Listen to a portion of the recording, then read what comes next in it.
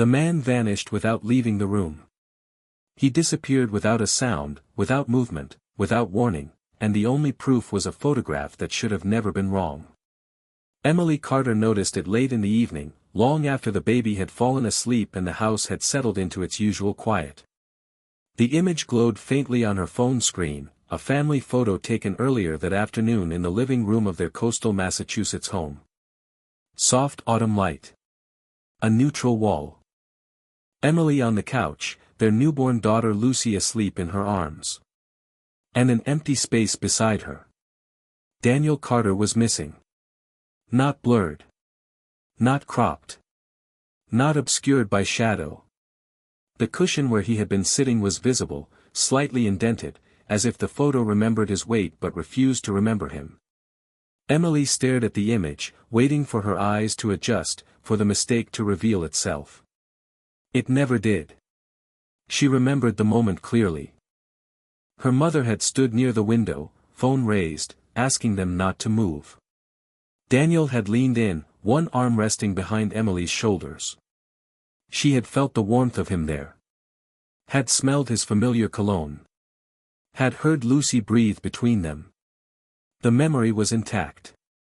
The image was not. At first, Emily assumed a technical error. A glitch. Something modern and explainable. Phones failed all the time. Software corrupted images. Logic offered comfort, and she clung to it carefully, as if sudden movements might shatter it. But logic did not explain the chill that settled in her chest. She zoomed in. The lighting was consistent. The background undisturbed. No distortion. No artifact. The photo was clean. Too clean. Emily locked the phone and set it face down on the table, telling herself she would look again in the morning. That exhaustion was playing tricks on her. That childbirth changed perception. That fear, once invited in, could shape anything into something else. She went to bed beside Daniel that night. He lay facing away from her, his back rigid, his breathing shallow and controlled. He had been sleeping like that for weeks now. Ever since Lucy had come home from the hospital, something in him had shifted. Not abruptly. Not enough to justify confrontation. Just enough to feel wrong. He came home later than he used to. Stayed longer in the shower.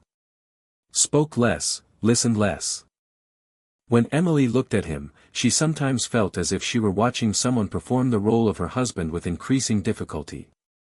In the darkness, she studied the outline of his shoulders, half expecting them to fade the way they had in the photograph. They didn't. Morning arrived without incident.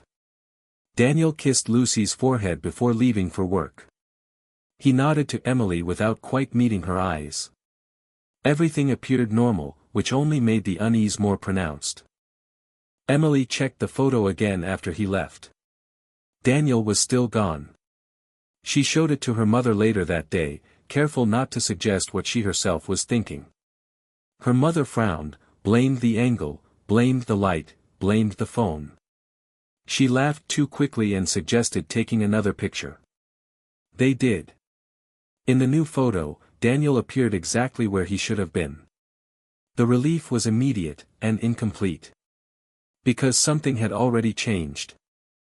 Over the following days, Emily began to notice other absences. Small ones. Daniel stopped sitting in his usual chair. His coffee mug went untouched in the mornings. His side of the closet felt less occupied, though nothing was missing. Conversations ended before they began. When he was home, he felt elsewhere. As if he were slowly stepping out of focus. Emily found herself returning to the original photograph late at night, studying the empty space beside her younger self. The image no longer frightened her.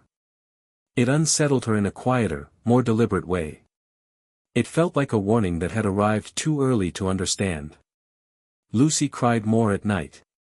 Not the sharp cries of hunger or discomfort, but a thin, persistent sound that suggested unease rather than need. Emily paced the hallway with her, whispering reassurances she was no longer certain she believed. The house itself seemed to listen. By the end of the week, Daniel didn't come home at all. There was no argument. No message. No explanation. Just the slow confirmation that his absence from the photograph had been the first honest thing about him in days. Emily stood alone in the living room, holding Lucy as the daylight faded, the original photo open on her phone once more. The image had not changed. But now, for the first time, it felt complete. And somewhere beyond the quiet streets leading toward Salem, a truth that had already been set in motion waited patiently to be acknowledged. Emily did not decide to go looking for him. The decision formed somewhere beneath thought, beneath fear, in the place where logic had already failed and pride no longer mattered. 3 days passed after Daniel stopped coming home. No calls. No messages. No explanation that could be confronted or forgiven. His absence behaved like the photograph now, clean, precise, impossible to argue with. Emily filed a missing person report out of obligation, not hope. The officer asked practical questions. Height. Weight. Clothing. Habits. Emily answered carefully, aware that every detail she offered felt outdated. Because something in her knew Daniel had not been taken. He had been released. Sleep abandoned her. Night stretched long and thin, filled with Lucy's restless breathing and the quiet realization that the house no longer felt like it belonged to both of them. Emily began driving without destinations, letting familiar roads dissolve into unfamiliar ones. That was how she found herself near the older part of the city, where streets narrowed and buildings leaned inward, as if guarding their own secrets. The sign was small. Almost apologetic. Just a name, hand-painted, uneven with age. Rowan Graves. Private readings. No symbols. No promises. No mention of tarot. Emily stood on the sidewalk longer than she intended, Lucy strapped against her chest, the weight of the child grounding her against the pull of turning back. She did not believe in psychics. She did not believe in signs. But belief had nothing to do with this anymore. The door was unlocked. Inside, the house smelled of old wood and paper. The room was modest, dimly lit by a single desk lamp. No music played. No candles burned. A solid wooden table stood at the center, scarred with age. Across from it sat a man who did not look up when she entered. Rowan Graves was already there. He did not greet her. He did not ask her name. He waited, hands resting near a worn deck of cards wrapped in dark cloth, as if the moment had been accounted for long before she arrived. Emily spoke because silence demanded it. She described the photograph. The empty space. Daniel's withdrawal. His disappearance. She did not exaggerate. She did not ask for comfort. She laid the facts out carefully, as if order itself might invite an explanation. Rowan Graves listened without interruption. When she finished, he reached for the deck. The shuffle was slow. Economical. There was no drama in the movement, no attempt to impress. The cards felt less like tools and more like records being consulted. When he laid them out, the air in the room seemed to settle into a heavier shape. The first card reflected the present. It did not show loss. It showed displacement.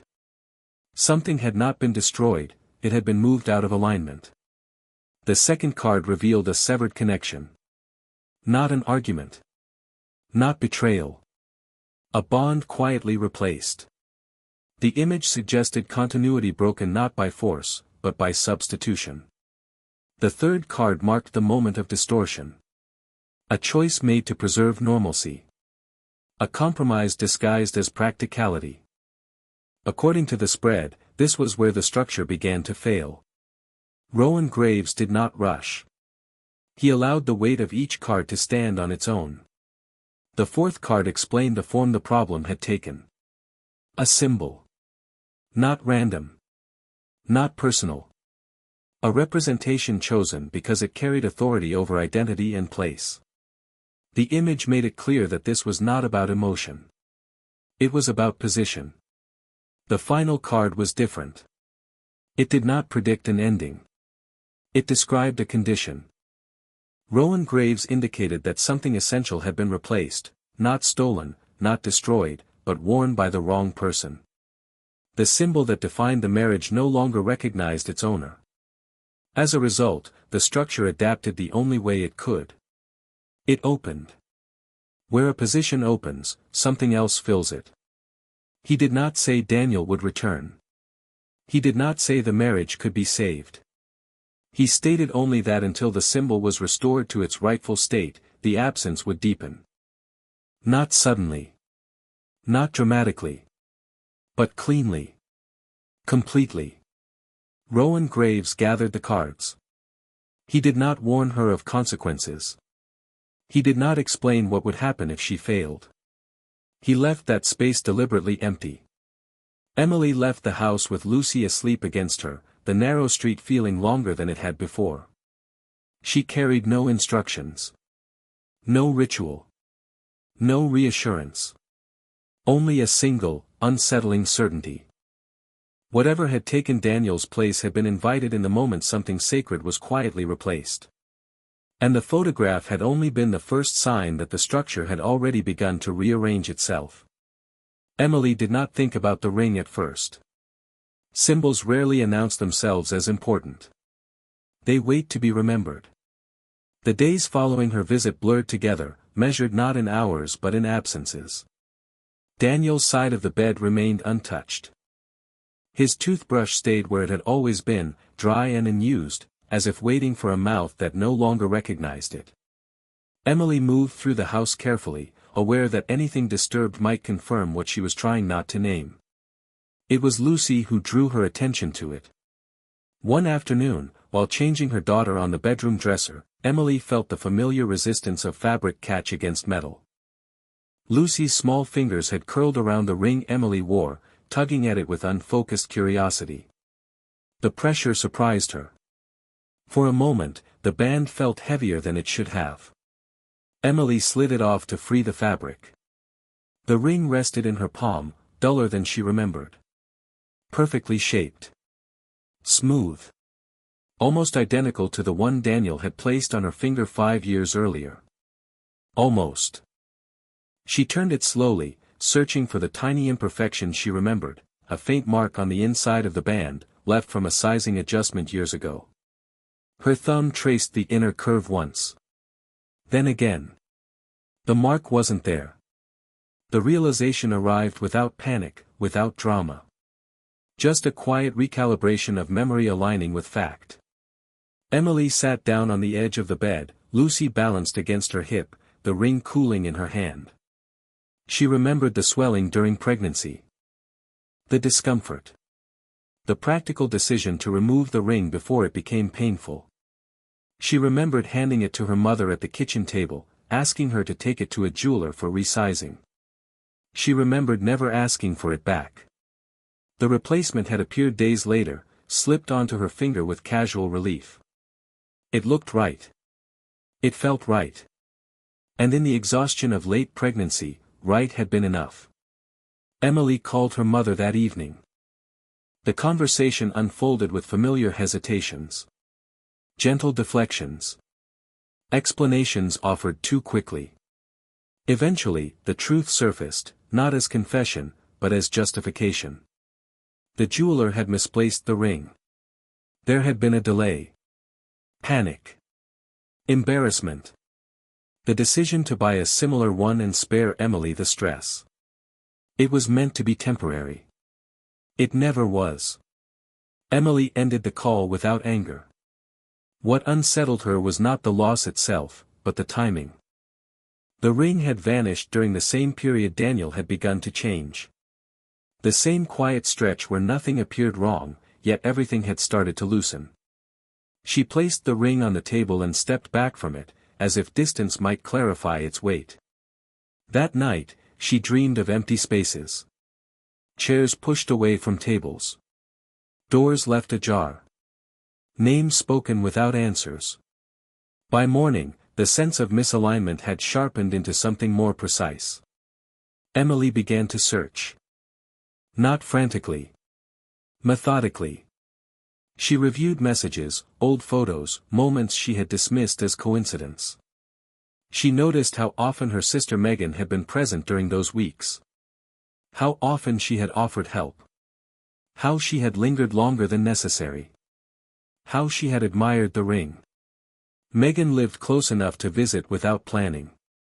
She had always admired what Emily had built, the marriage, the quiet stability, the sense of having arrived somewhere secure. Emily had mistaken that admiration for harmless envy. She drove to Megan's apartment without calling ahead. The visit was brief. Polite. Almost ordinary. But when Megan reached for a glass in the kitchen, the sleeve of her sweater slid back. And there it was. The original ring. Emily recognized it immediately.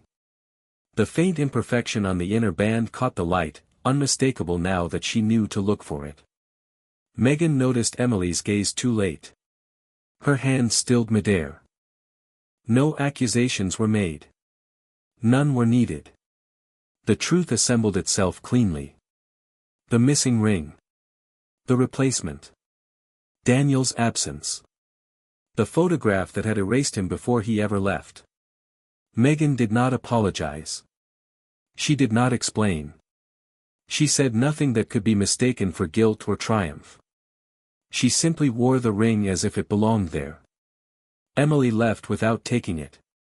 Outside, the air felt sharper, colder, as if the world itself had corrected its posture. Rowan Graves' words returned with unsettling clarity. Something had been worn by the wrong person. A position had opened. Emily understood now that the symbol had not broken. It had obeyed.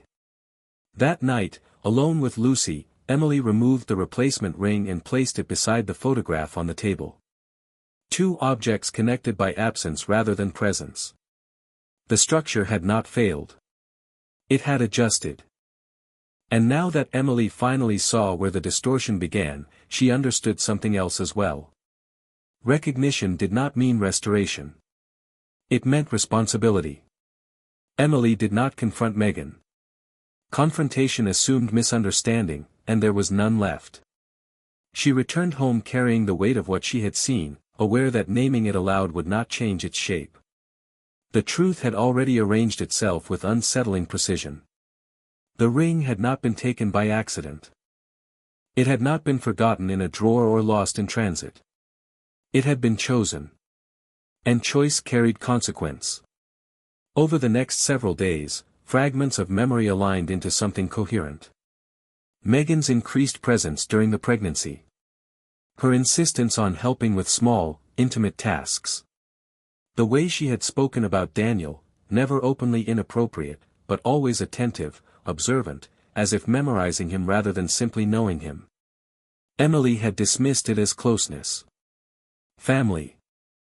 Proximity. Now it felt like rehearsal. Daniel's absence deepened. The missing person report produced nothing useful. His phone remained active but unanswered. His credit cards showed routine purchases, made in places Emily did not recognize. He was moving through a life that no longer intersected with hers. And yet, she did not feel abandoned. She felt replaced. Emily returned to the photograph again, studying the space where Daniel should have been. It no longer looked empty. It looked occupied by something invisible, something that had stepped into a role without ever appearing on camera. Megan called that evening. Her voice was calm. Familiar. She asked how Emily was holding up, asked about Lucy, asked if there was anything she could do. The concern sounded practiced, but not insincere. That, more than anything, unsettled Emily. Some people did not need malice to take what was not theirs.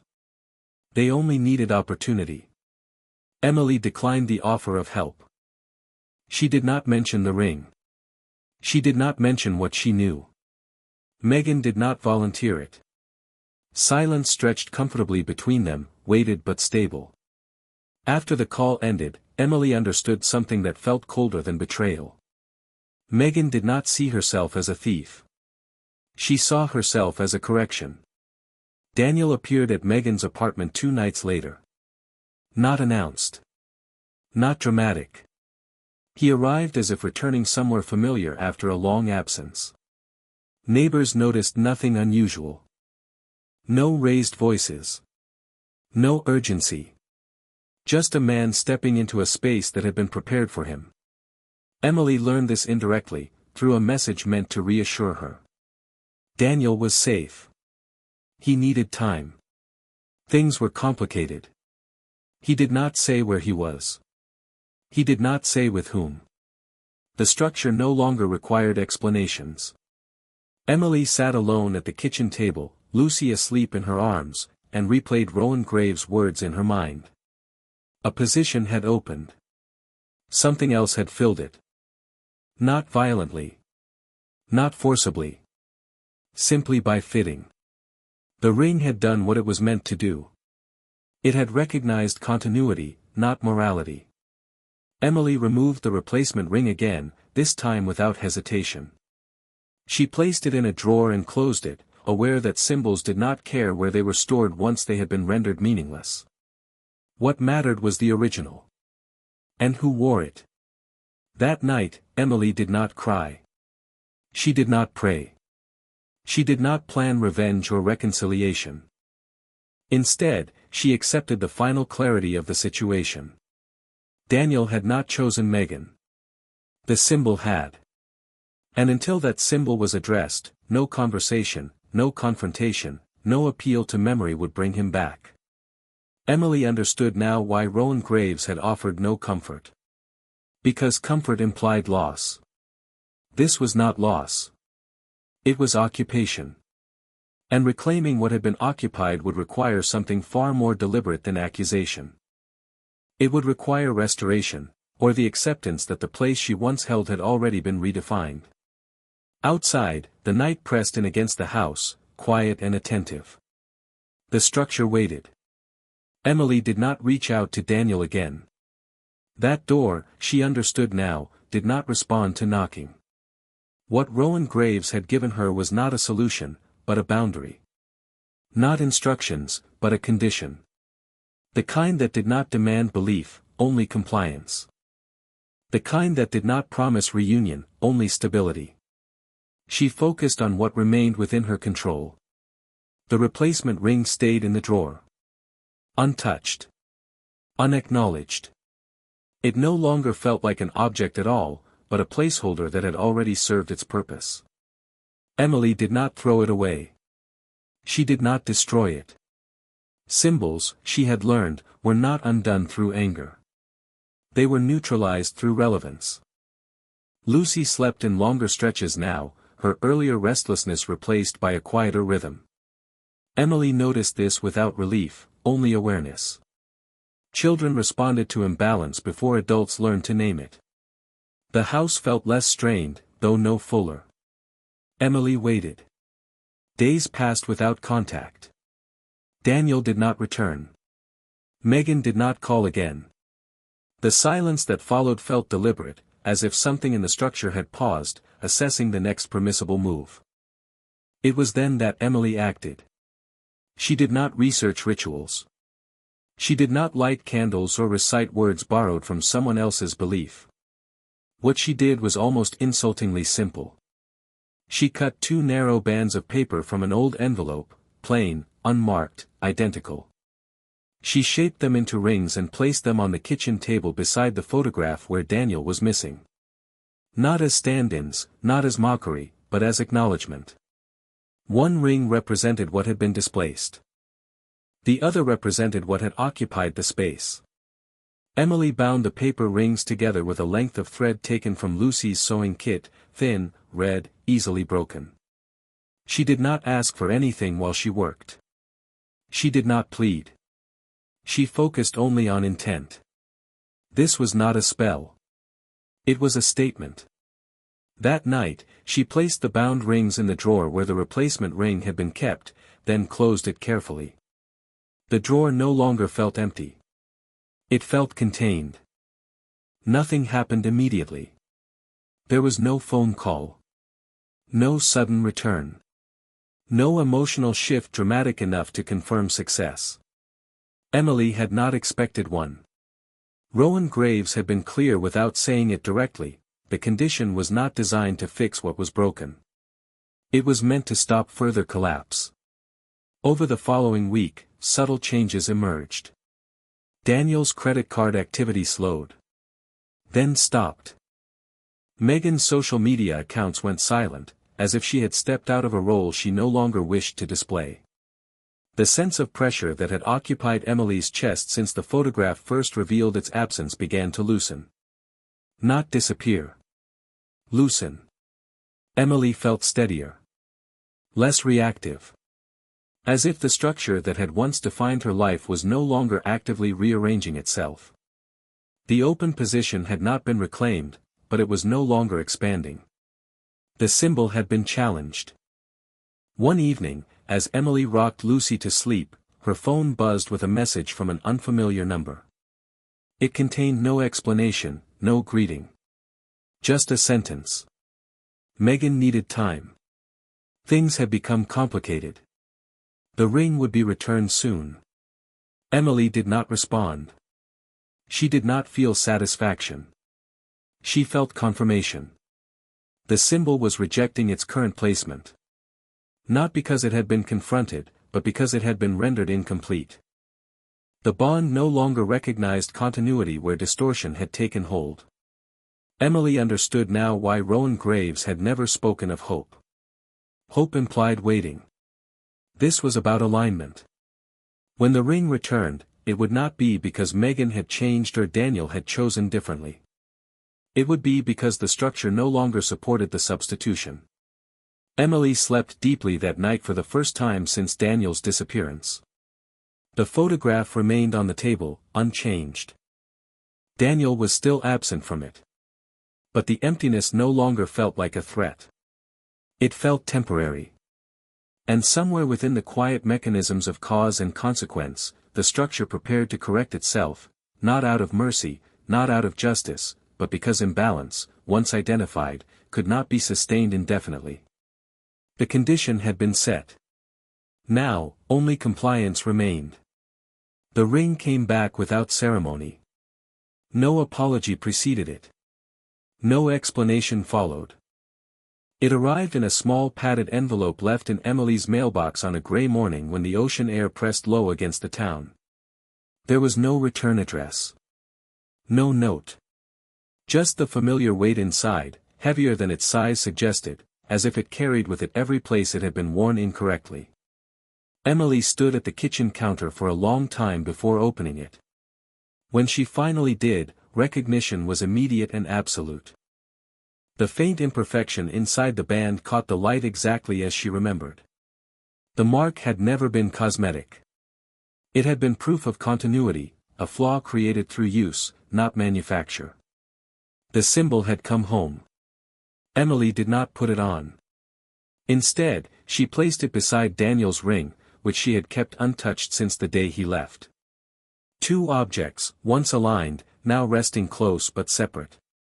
She studied them without sentiment, aware that emotion had no authority here.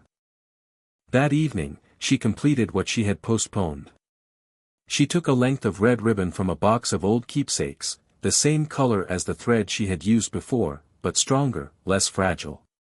She wrapped it around both rings carefully, binding them together not tightly, not loosely, but deliberately. The gesture was precise, controlled, without excess. This was not reconciliation. It was restoration of order. Emily did not speak while she worked. Words would have introduced desire, and desire was irrelevant. What mattered was acknowledgement. That the correct symbols now recognized one another again. That the structure, once forced to adapt, could finally close the opening it had been maintaining. When she finished, she placed the bound rings on the table beneath the photograph. For the first time, the image unsettled her less. The night passed quietly. Lucy slept without stirring. The house no longer felt like it was waiting for something to go wrong. It felt paused, attentive, but no longer strained. Emily woke before dawn. Her phone vibrated once on the nightstand. Daniel's name appeared on the screen. The message was brief. Disoriented. Apologetic in tone but vague in content. He wrote that he did not understand what had happened to him over the past weeks. That he felt as if he had been standing somewhere that did not quite belong to him. That he needed to come home. Emily read the message without response. Understanding, she had learned, was optional. Alignment was not. Daniel arrived the following afternoon. He stood in the doorway uncertainly, as if testing whether the threshold would still accept him. His expression carried exhaustion rather than relief.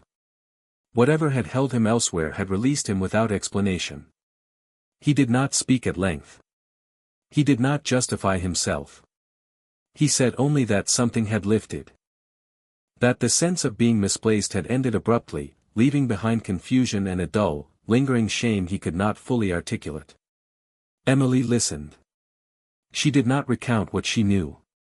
She did not describe Megan's role or the logic of the structure that had displaced him. Some truths did not require sharing to remain intact. That evening, they exchanged their rings again. The act was quiet. Unobserved. Lucy watched from her crib without reaction, as if the correction had already been registered somewhere deeper than sight. When the band settled onto their proper hands, the house seemed to release a breath it had been holding since the photograph was taken. Nothing else changed immediately.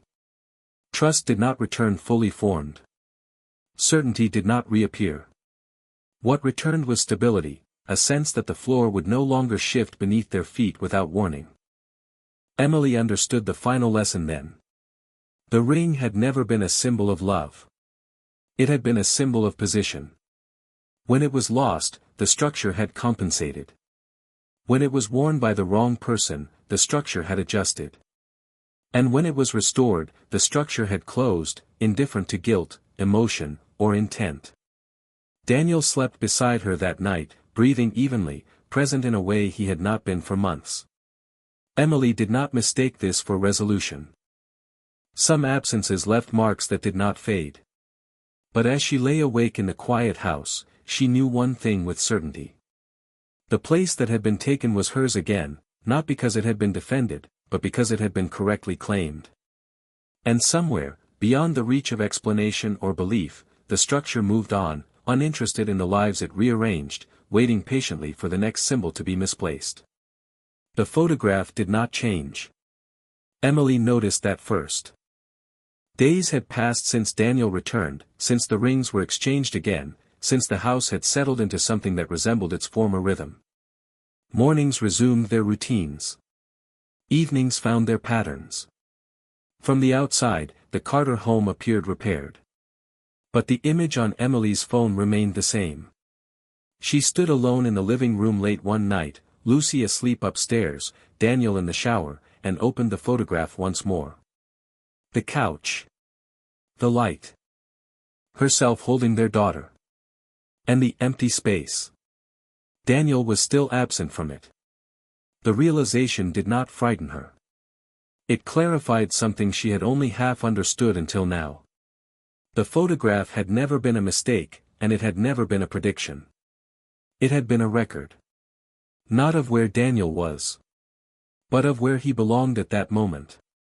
The structure had not lied. It had documented reality before reality was ready to admit it. Emily no longer expected symbols to behave sentimentally. Restoration did not mean erasure. Some distortions, once exposed, left permanent impressions.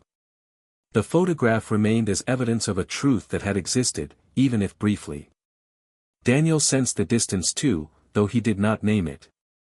He was present, attentive, careful in a way that bordered on restraint. As if some part of him understood that his return had not been negotiated through forgiveness, but permitted through correction. They did not speak about Megan. Her name did not surface again. Whatever role she had occupied dissolved without confrontation, without closure. Emily did not wonder where she went or what she told herself afterward. Symbols did not concern themselves with aftermath. Only alignment. Life moved forward, but not unchanged. Emily noticed how easily a place could be opened, how quickly it could be filled, and how little intention mattered once structure was disturbed. Love alone had not protected her marriage. Trust alone had not sustained it. Position had. One evening, weeks later, Emily finally deleted the photograph. Not because it was wrong, but because it had served its purpose. The truth it carried no longer needed proof. She had learned to recognize imbalance without visual confirmation now. That was the final lesson. Objects did not hold power because people believed in them. They held power because people agreed to live inside the meanings they created.